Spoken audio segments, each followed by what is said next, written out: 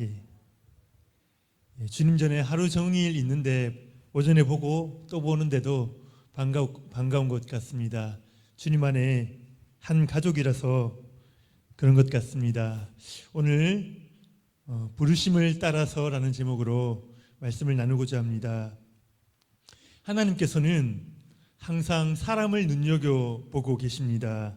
한 사람 한 사람 일일이 그들의 행위를 지켜보시고 그들의 말에도 귀를 기울이십니다. 하나님께서 하고자 하시는 그 일이 있는데 그 일에는 사람이 반드시 필요하기 때문입니다. 평범한 집안의 말째 아들로 양치는 목동이었던 다윗을 하나님이 눈여겨보셨지요. 그리고 자신의 마음에 맞는 사람을 발견하였다고 흡족해 하셨습니다. 정직하고 순전한 욥의 삶을 지켜보셨던 하나님은 이런 사람도 있다면서 사단에게 자랑까지 하십니다. 천지를 창조하시고 인간에게 기대를 거셨던 하나님은 이제 인간이 얼마나 악한 자들인지 직접 눈으로 보고 경험하시게 됩니다. 자신의 마음에 들었던 노아와 그 후손들을 통하여 이 세상을 완전히 새롭게 시작하리라 그렇게 계획을 하셨는데 그들 또한 하나님을 대적하여 바벨탑을 쌓게 됩니다. 이 인간들로서는 자신의 뜻을 이룰 수 없음을 하나님은 아셨습니다. 하지만 인간 말고는 하나님의 형상을 드러낼 존재도 또 없는 것입니다. 하나님의 마음과 뜻을 보여주고 하나님의 뜻을 이루기 위해서는 여전히 사람이 필요한 것이지요. 성경 속에서 하나님이 하시는 일은 다른 어떤 것이 아닙니다. 자신의 마음에 맞는 사람을 이곳저곳 다니시면서 찾으시다가 그 맞는 사람을 발견하면 그를 찾아가 부르시는 것입니다. 내가 하고자 하는 일이 있는데, 나의 소원이 있는데 네가 나를 도와주겠니? 오늘 이러한 장면이 본문에 나타나고 있습니다. 하나님께서는 갈대아 땅, 구 바벨론 땅이지요. 그 갈대아 땅 우르에 있는 한 사람을 눈여겨보시고 그에게 말을 것입니다. 그의 이름은 아브라함입니다. 하나님께서는 당신의 뜻을 보이시기 위해서 또 한 사람을 선택하신 것입니다. 오늘 말씀을 통하여 살펴보고자 하는 것은 하나님께서 사람을 부르실 때에 그에게 요구하시는 것이 있다는 것이죠. 그 요구하시는 것이 무엇인가? 두 번째로 그를 통하여 이루고자 하시는 일은 무엇인가 하는 것입니다. 그리고 마지막으로 그 부르심에 대한 응답의 모습은 어떠해야 하는가? 그 부분을 살펴보고자 합니다. 먼저 첫 번째로 하나님이 요구하시는 것은 너의 주도권을 내게 넘겨달라는 것입니다. 너의 세상을 떠나 나의 세상 안으로 들어오라 그렇게 초청하십니다. 오늘 본문 1절에서 하나님은 아브라함에게 너의 고향과 친척과 아버지의 집을 떠나 내가 네게 보여줄 땅으로 가라 그렇게 말씀을 하십니다. 고향과 친척과 아버지의 집을 떠나라는 것은 무슨 뜻입니까? 너가 이전에 의지하던 것들, 너에게 영향을 끼치던 그 모든 것에서 벗어나라는 것입니다. 이제 아브라함이 새로운 일에 부름받기 위하여 이전에 살아왔던 자신의 세상과 결별해야 하는 것입니다. 가족과 친지들, 살던 고향을 버리고 떠나야 합니다. 이는 아브라함에게 아주 힘든 일이었을 것입니다. 왜냐하면 친척들이 만류했겠지요. 혼자서 어디를 간다고 그러는 것이냐. 그 만류를 뿌리친다는 것은 그들과의 관계들 또한 단절될 수도 있다라는 것을 각오하는 것입니다.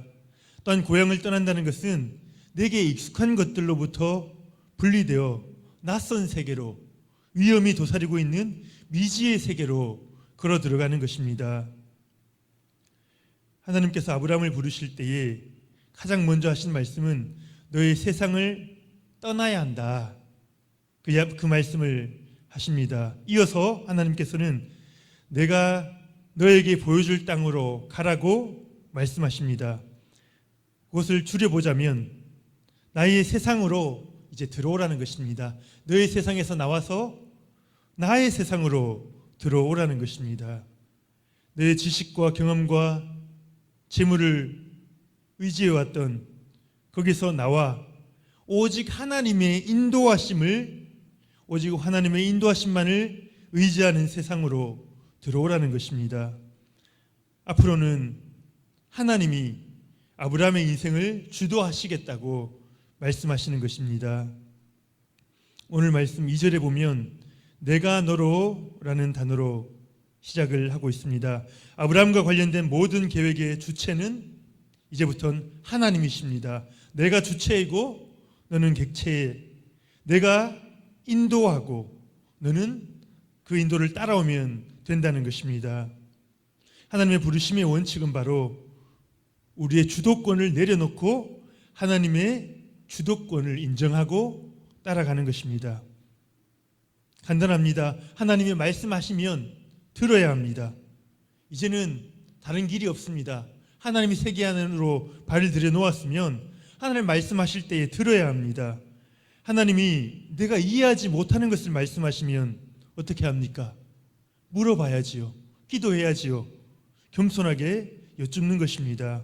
하나님이 내가 생각한 것과 다른 것을 말씀하시면 어떡합니까? 나의 생각은 이러이러합니다. 하나님 이것이 잘못되었습니까? 여쭈어 볼 수 있을 것입니다. 만약 하나님께서 나의 질문에 어떠한 응답도 않으시고 계속해서 자신의 뜻을 주장하시면 어떻게 합니까? 즉 하나의 문제에 대하여 하나님의 생각과 우리의 생각이 끝까지 평행선을 달리는 것입니다. 하나님과 대화도 나누어 보고 내 생각을 설명도 해드렸는데 여전히 의견이 다르면 어떻게 해야 합니까? 결정의 최종 권위를 이제 어디에 두느냐 하는 것입니다. 내 판단을 신뢰하느냐, 하나님의 말씀을 붙잡느냐, 이제 이 고민이 시작되는 것입니다. 어떻게 보면 이 싸움이 우리 모두에게 있습니다. 하나님은 우리에게 말씀하십니다. 내가 네게 보여줄 땅으로 가라. 그리고 나 스스로에 대한 믿음만으로 내가 의지하던 것 이제 끊어버렸기 때문에 내 스스로에 대한 믿음만으로는 이제는 결코 감당할 수 없는 그 걸음을 떼게 만드시는 것입니다. 그분의 세계로 들어가는 것입니다. 분명 하나님과 우리의 생각이 부딪히는 순간이 올 것입니다. 너무 괴롭지요. 왜 하나님이 나에게 이러시냐고, 이해가 가지 않는다고 우리가 불평해하기도 할 것입니다. 하지만 바로 이때가 하나님이 통치하시는 가나안으로 들어가는 어쩌면 첫 관문이 되는 것입니다. 우리의 주도권을 내어드린다. 그 말 자체가 별로 좋지가 않잖아요. 어떤 상실의 감정, 아쉬운 그런 감정이 느껴집니다. 내가 이제는 꼭두각시처럼 아무 생각도 없이 끌려다니는 것인가, 그런 두려움이 밀려오기도 합니다. 하지만 결코 그렇지가 않습니다. 하나님께서 우리에게 주도권을 요구하신다는 것은 우리의 것을 빼앗으려 하시는 것이 결코 아닙니다. 오히려 우리가 헤매고 있는 것을, 우리가 풀 수 없는 문제들을 하나님이 친히 해결해 주시겠다는 약속인 것입니다. 주님 만나기 전에 우리 인생의 목표가 무엇이었습니까? 나의 세상, 우리의 세상에서는 이 세상에서 자랑할 만한 것들을 소유하는 것, 다른 사람을 내 마음대로 조종할 수 있는 힘을 가지는 것, 또 많은 사람들의 섬김을 받는 것이 우리의 목표였습니다. 이것은 아무도 부인할 수 없는 우리 모두가 마음 한쪽에 품고 있는 그러한 생각입니다. 오늘 보면 바로 앞장인 창세기 11장에서 바벨탑을 쌓는 사람들이 이렇게 이야기를 하죠. 성읍과 탑을 건설하여 그 탑 꼭대기를 하늘에 닿게 하여 우리 이름을 내고 온 지면의 흩어짐을 면하자. 그들이 탑을 쌓는 목적이 무엇입니까? 자기 이름을 내겠다는 것입니다. 하나님을 대적하여 자기 이름을 높여보겠다는 것입니다. 그러다가 결국은 그 언어가 섞이게 되면서 어느 소통의 수단을 빼앗겨버립니다. 모이지 못하도록 하나님께서 흩어버리시지요. 이것이 인간이 주도하는 삶의 모습과 결과들인 것입니다. 그런데 오늘 본문 2절에서는 하나님이 친히 주도하시는 삶의 모습을 보여줍니다. 우리 2절 말씀 같이 한번 읽어보겠습니다. 2절 말씀 시작.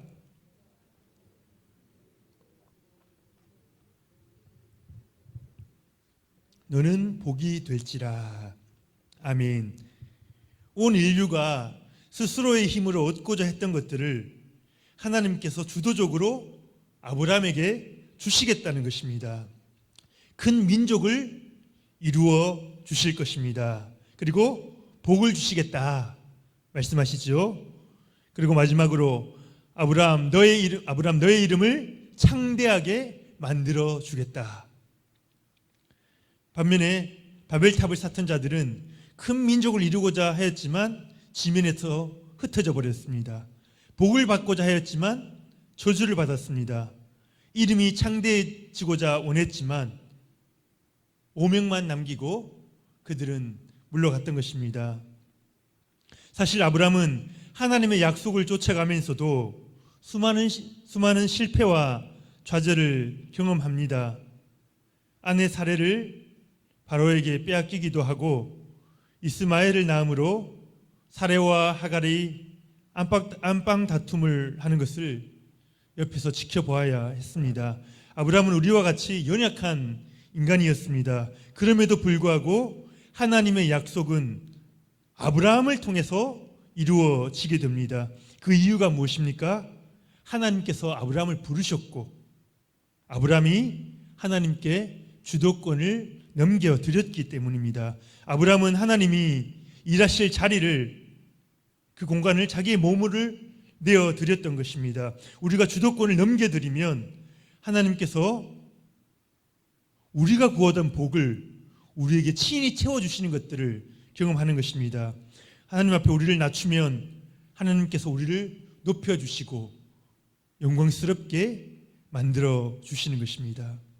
하나님이 우리를 부르신다면 먼저 우리 자신을 내어드려 그분이 일하시도록 하면 됩니다. 이전에 의지하던 것들을, 내 생각들, 고집들을 끊어버리고 하나님께서 보여주실 땅에 눈을 고정해야 합니다. 하나님이 부르실 때에 나의 주도권을 내어드리시길 바랍니다. 하나님께서 여러분의 이름을 친히 높여주시는 것들을 경험하는 복이 있으시기를 축복합니다. 두 번째로 하나님께서 우리를 부르신 목적이 무엇인가 하는 것입니다. 오늘 성경 말씀의 3절에 보면 2절 끝에 보면 복이 되도록 하시겠다. 앞에 살펴본 2절에서 하나님은 아브라함이 큰 민족을 이루게 하고 복을 주어 이름을 창대케 하겠다. 하나님께서 주도적으로 너에게 복을 주시겠다는 약속을 하셨습니다. 그런데 이처럼 복을 주신 이유가 무엇인가 하는 것입니다. 하나님의 최종 목표가 무엇인가 하는 것입니다. 그것은 아브라함이라는 사람 자체가 복이 되도록 blessing, 너가 복이 될 것이다. 그렇게 말씀하시는 것입니다. 하나님이 아브라함을 부르신 목적이었습니다. 3절 말씀에 너를 축복하는 자에게는 내가 복을 내리고 너를 저주하는 자에게는 내가 저주하리니 땅의 모든 족속이 너로 말미암아 복을 얻을 것이라 하신지라. 복이 된다는 것은 무슨 의미입니까? 나 혼자 복을 받는 것으로 끝나는 것이 아니라 이웃에게, 다른 사람에게 복을 흘려주기 위한 도구로 쓰임을 받는다는 것입니다. 그래서 우리가 축복의 통로라는 말을 자주 사용을 합니다. 복의 근원이신 하나님께서는 세상 모든 사람들에게 자신의 복을 흘려보내길 원하십니다. 하나님이 만드신 세상이고 하나님이 창조하신 우리 사람들이거든요. 그 모든 사람들에게 복을 흘려보내기를 원하시는데 하나님의 그 마음을 알고 그 복을 전달할 자가 필요하신 것입니다. 다르게 표현하자면 하나님의 대리자가 되어 하나님의 복의 근원이신 그 하나님께로부터 흘러나오는 복을 나누어 줄 사람이 필요한 것입니다. 아브라함이 그 일을 위해서 부르심을 받은 것입니다. 아브라함을 축복하는 자에게 하나님께서 복을 내리시고 아브라함을 저주하는 자에게는 하나님이 저주하시겠다. 얼마나 귀한 말씀입니까? 다시 말하면 하나님께서 아브라함과 한 몸처럼 그렇게 이루겠다. 그 말씀을 하십니다. 아브라함이 축복을 받으면 하나님도 복을 받은 것처럼 기뻐하시고 아브라함이 저주를 받으면 하나님도 저주를 받으시는 듯 그렇게 느끼신다는 것입니다. 어떻게 해서 하나님과 죄인인 아브라함이 동일시 될 수 있습니까? 하나님께서 아브라함의 주도권을 주시고 그분 뜻대로 아브라함을 빚어가실 것이기 때문입니다. 하나님께서 부르신 자는 그 부르심에 응답한 자는 하나님께서 원하시는 사람으로 만들어 가시는 것입니다. 박영선 목사님이 쓰신 하나님의 열심이라는 그런 책이 있습니다. 아브라함, 이삭, 야곱과 같은 족장들의 이야기를 기록하고 있는데요.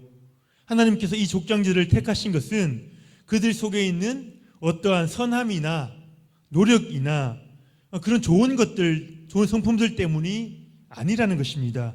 하나님의 열심히 연약하고 추하고 자격 없는 저들을 택하셔서 훈련하시고 또 기다려주시고 응원해주시고 그렇게 하심으로 하나님의 복의 통로로 만들어 가신다는 것입니다. 이것은 엄청나고도 놀라운 신비입니다.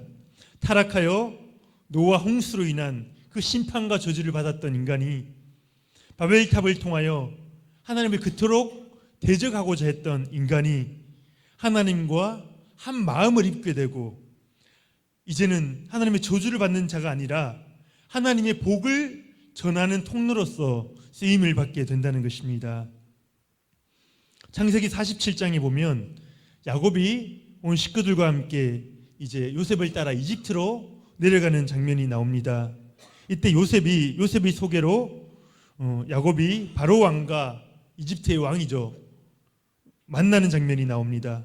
짧은 그 장면 가운데서 야곱이 바로를 축복하였다라는 그런 내용이 두 번이나 기록이 되어 있습니다.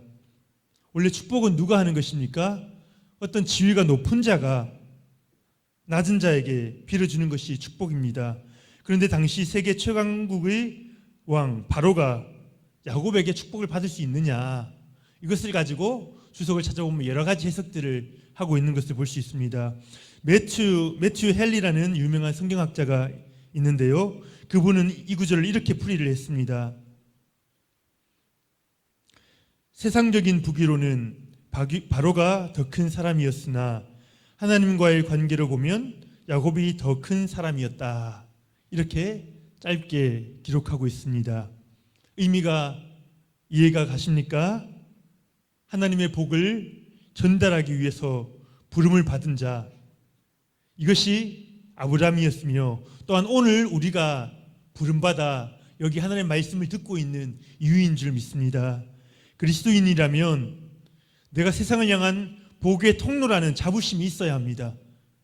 하나님께 예배하면서도 유일하신 그 하나님을 섬기면서도 내가 섬기는 하나님을 자랑하지 못하고 증거하지 못할 때가 우리에게 있는데요, 우리가 얼마나 귀한 자리를 주셨는지 우리를 통하여 하나님의 복이 세상으로 흘러나가고 있다는 것을 기억하시고 그 축복의 통로로 쓰임받으시기를 축복합니다. 마지막 세 번째로 하나님의 부르심에 대한 하나님의 아브라함의 응답이 어떠했는가 하는 것입니다. 아브라함의 응답을 두 가지로 살펴볼 수 있습니다. 첫 번째, 말씀을 따라갔다, 그렇게 표현을 합니다. 말씀을 따라갔다, 즉 순종입니다. 그리고 두 번째는 단을 쌓았다라는 말이 나옵니다. 단을 쌓았다, 그것은 예배를 드린다는 것이죠. 먼저 오늘 본문 4절 5절 말씀 우리 같이 한번 읽어보겠습니다. 4절 5절 아브라함이 순종한 모습 4절 5절 시작.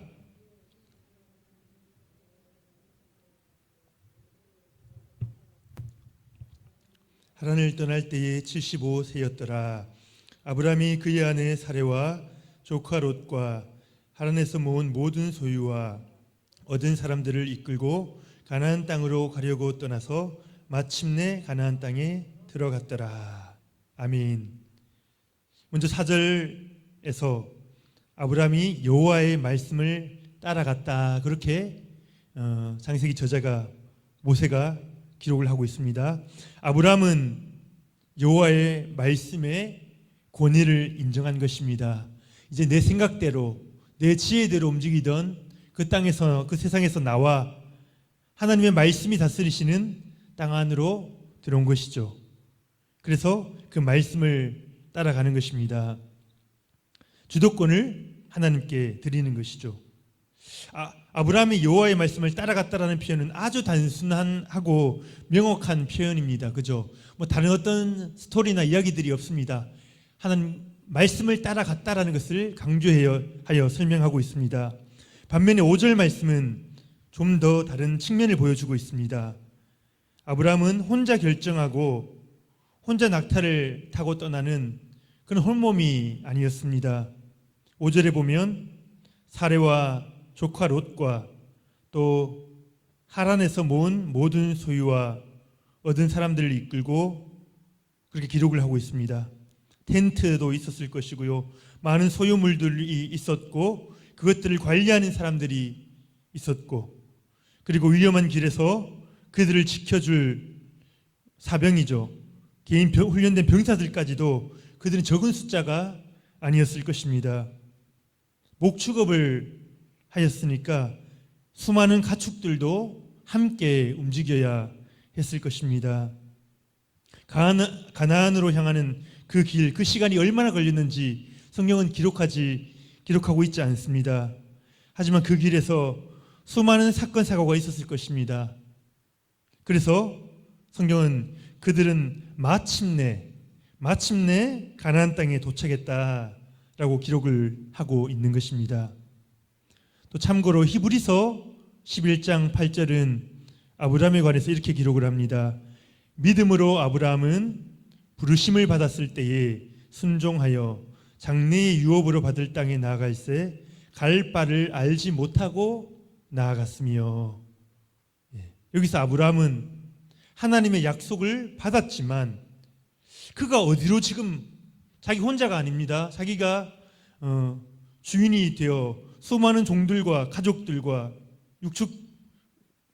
육축까지 거느리는데 자기가 갈 바를, 그들이 어디로 향하고 있는지도 몰랐다고 이야기를 하는 것입니다. 그저 보여주시는 길을 한 걸음 한 걸음 걸어가는 것입니다. 약속은 받았지만 목적지는 모릅니다. 그래서 성경은 이것을 이 아브라함의 믿음을 표현하면서 말씀을 따라갔다라고 표현합니다. 이것이 믿음이지요. 눈에 보이는 확실한 것이 없을지라도 하나님의 약속을 믿고 발을 내딛는 것입니다. 이 발걸음 내딛으면 우리가 눈 감으면 그렇잖아요. 어디 부딪힐 것만 같아서 불안하고 두렵습니다. 하지만 하나님의 말씀을 듣고 그 말씀에 따라 발걸음을 내딛어 본 사람만이 하나님께서 정말 그 약속하신 대로 일을 하시는구나, 나를 축복하시는 대로 그 놀라운 축복을 이루시는구나, 그것을 경험하게 되는 것입니다.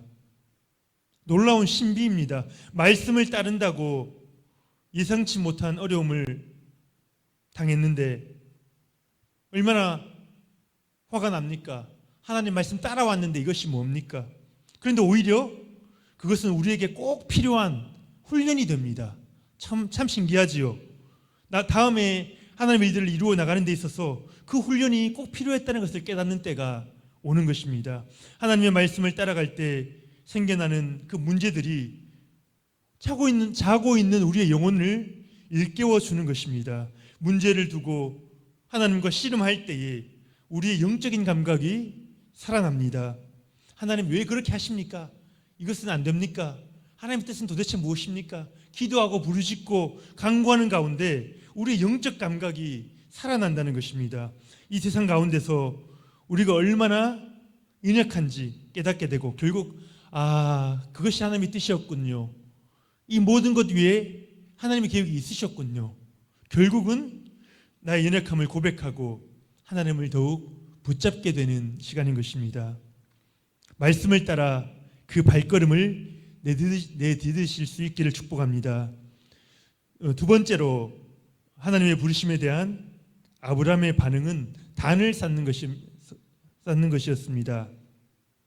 우리 7절 말씀 같이 한번 읽어보겠습니다. 7절 시작.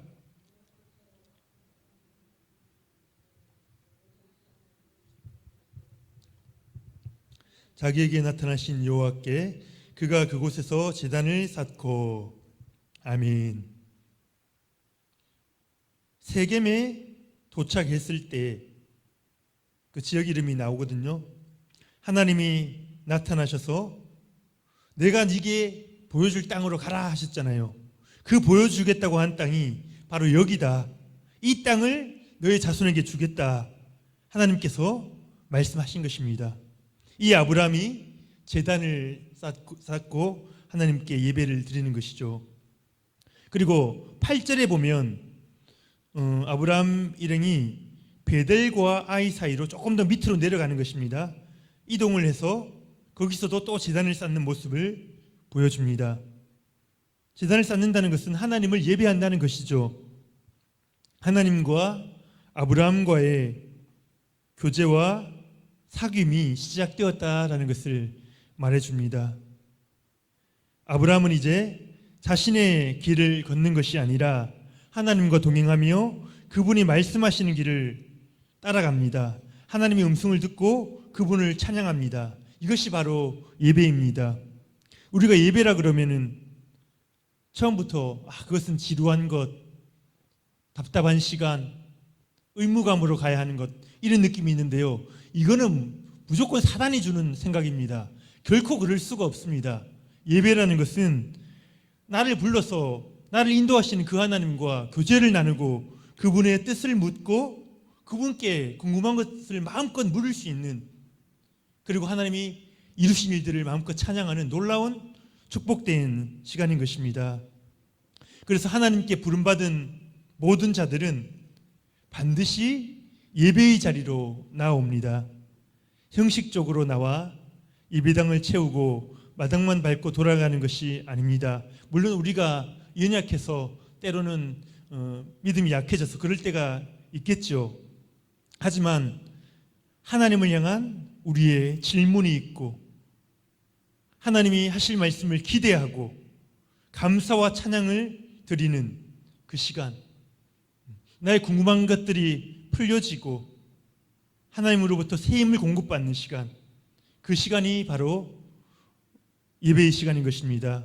하나님께서 계속해서 비전을 주시고 꿈을 주시고 내가 너를 이끌겠다 약속해 주시는 시간입니다. 하나님께로부터 약속을 받는다는 것이 얼마나 복된 것입니까? 이 예배의 시간에 말씀을 통해서 놀라운 약속들을 주시는 것입니다. 이 세상 광야길을 걸으며 하나님과 교제를 나누고 소통을 한다는 것은 너무나 놀라운 복입니다.